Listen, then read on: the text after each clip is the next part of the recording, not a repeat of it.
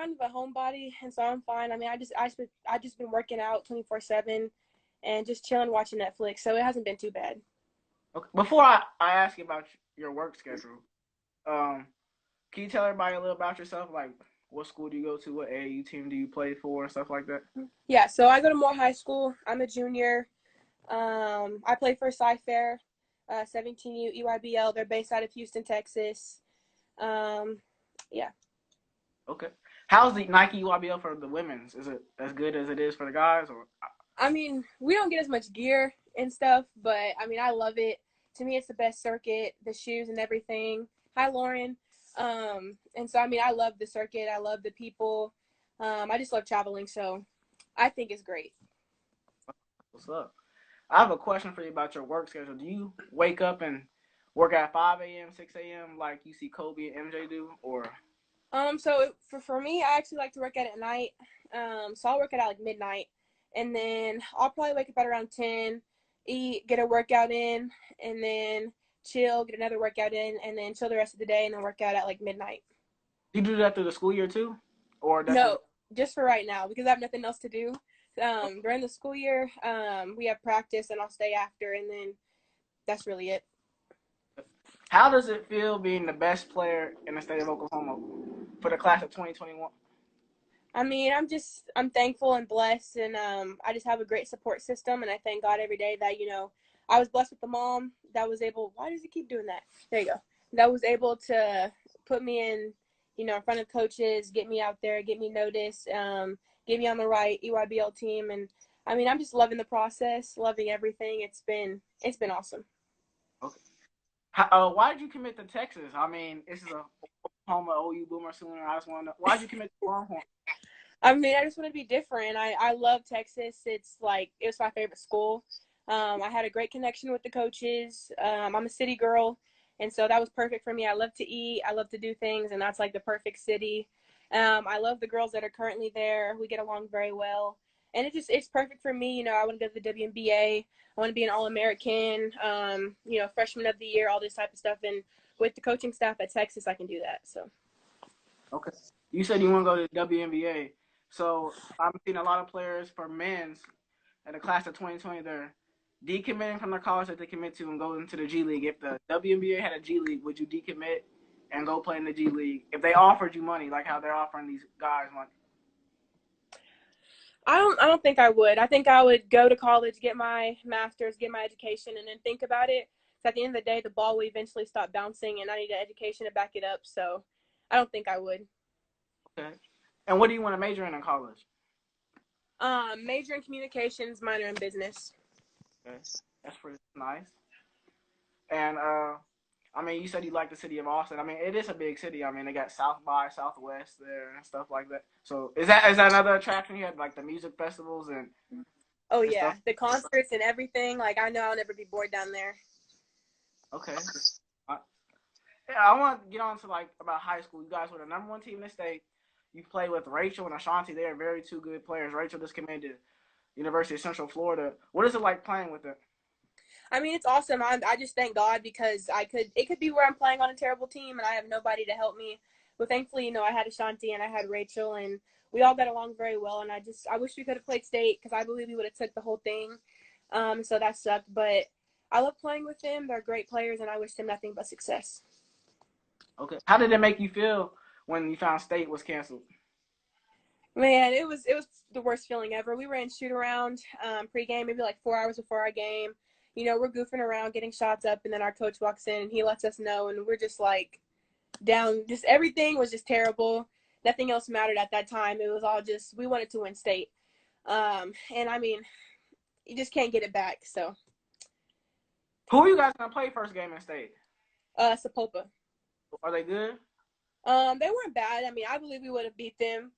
You can at me at that, but yeah, I believe we would have won. Okay. And you said you play on Cy-Fair for the out of Houston on the EYBL. What made you choose a team from Houston, even though we don't have a girls EYBL team in Oklahoma? Yeah, so it's actually my mom. She has connections to all that stuff. She's been in the basketball world her whole life, and so she just knows people, and she knows what Cypher can do. They can get me on Team USA. They can get me exposure, and so she was like, this is where you need to be the next 3 years if you want to go to college for free and just have all these other opportunities. So What was it like playing with Team USA and winning a gold medal? it was best memory ever. I'll never forget it. I wish I could go back this year, but they canceled it, unfortunately. So that's terrible, but it was awesome. I mean, never thought I'd win a gold medal at the age of 16. So it's just unforgettable, and I just so thankful for it. That's pretty big. I think the only person to do that is Trae Young, and that's pretty big company to be in. Um, the girls UIBL, you said that they don't give you gear and stuff like that. Is the competition level high? I would expect it. Oh, very much so. Like, people think, Oklahoma competition is really good. No, UIBL, you're going against the best of the best. Girls that are 6'5". People think I'm tall in high school. I'm 6'3". There's girls that are 6'7", 6'5" that can play. There's short guards that are quick. And so it's a lot of things. People, they just never seen these kind of athletes before, so they don't know. But it's very competitive, and you can only really play it if you are the best of the best, and because you have to play against the best, to be the best. So that's very true. I watched you guys play this year in the Tournament of Champions against Booker T. Was that your guys' hardest game of the year, or no? Because that game was pretty good. the hardest, it'd be between that game and then our first game when we played Norman. Norman. Okay. Yeah. What is it like playing against Michaela Perry? She's another really good player in the state. What's it like playing against her? It was good. I mean, I didn't guard her, but I mean, she can shoot. I know that she can shoot the heck out of the ball. But I mean, I'm gonna be honest. We did good guarding her that game, so I can't really say much. Okay. Was this your first year being in the state tournament, or was this the second year? Because you guys have been good for a few years now. Actually, first time in 22 years. In 22 years. 22 years. So you guys are making history. Yeah, making history. So how did that feel to make history for your school? Awesome. I mean, we were so geeked. We would have won a state championship, and I really wish we could have had a chance to play it. But I mean, I always told my mom, before I started high school, she was like, what is your one thing for high school? And I said, I want to leave a legacy. And so I'm just trying to do that, and I think this was a big step in that. So. For sure. And you keep talking about how your mom's a big part of your basketball life and how she has these connections and helps you get to where you want to go. What is it like having a parent like that in your life? Like I said, I'm thankful every single day. She played at Alabama A&M. Could have went to the league if she wanted to. Phenomenal basketball player. She's a beast on the court. So I mean, like I said, I'm just thankful that she's my mom and she knows what she's doing. She'll train with me. She'll get shots up with me, all types of stuff. And so just to have her in my corner and just to have somebody that's like that, so supportive. The rest of my family is very supportive. It's great, and I'm just very thankful. Yeah. So you keep talking about the WNBA. Who's your favorite player in the WNBA? Okay, so I have a couple. I love Maya Moore, Candace Parker, Tamika Catchings. I love Sue Bird. That's probably my top four. Who's your favorite team in the WNBA? The Lynx, yeah, Minnesota. That's Maya Moore. I mean, yeah. I'm okay. I haven't watched WNBA in a cool minute. Is Maya Moore still playing or not? Because I haven't seen. No, she's not right now. I don't know what you call it, but she's working with the justice system, I want to say, and like helping people get out of jail. She's doing something with that. Okay. She's taking a break right now. I agree with you. I feel like she is probably the best player in the WNBA. So I feel like she could take a break or something. Yeah. But yeah. Did you like the Shock when they were here in Tulsa? I did, but I didn't really watch them much. I really like the Dallas Wings. When what's her name played there? I can't remember her name, but I did like the Dallas Wings. Did you like Skylar Higgins when she played? Yes, that's what I was talking about. Yes, Skylar. Okay.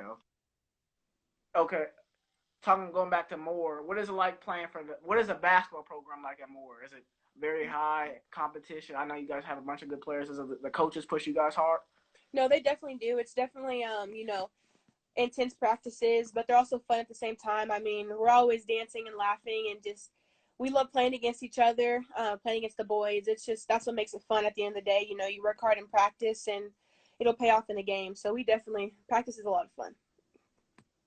How are the games anymore? Are they lit? I mean, because I know y'all not that good at football, so I don't know how y'all's No, game. we aren't.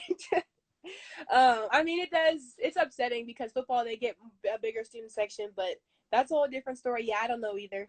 And so we've been trying to get people to come out more, last year, but they didn't. So next year's going to be different. I'm definitely going to advertise for us more and try to get us out there. But I mean, we get an okay student section. Like I said, it should be better, especially what we did last year, but I'm hoping this year it will be better. Told me, I mean, y'all. I mean, I'm kind of surprised on that one. You guys do not win in football, Yeah, and I you. don't. Hey, at our student section, the people at our school, they don't support. Okay. Um, you guys. I don't know what you guys' record was. It was. I know y'all very tough schedule. What was that like? I mean, guys. I mean, I bet you had the target on your back because you were the number one team in the state the whole year. So, what was that like? Yeah, I mean, that's what makes it fun at the same time, is playing those tough games every night.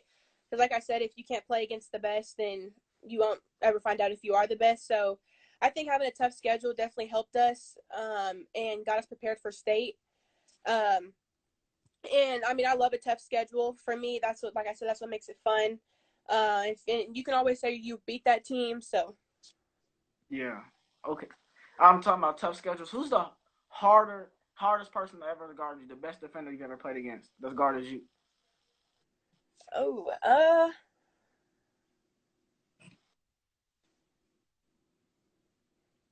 okay. When we played at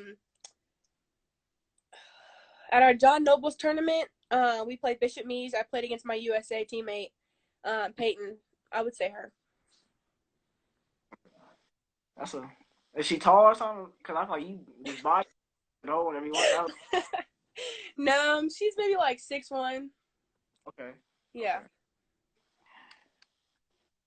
Is she fast or? Um. Yeah, she is fast. She's definitely fast for her height. Her in I mean, I just think that she was my toughest competition because we kind of knew each other and like what moves we like to do and stuff like that. So that's why I say she was my hardest competition. Aliyah, I want to talk about why you chose basketball to be your favorite sport and what drives you to love basketball.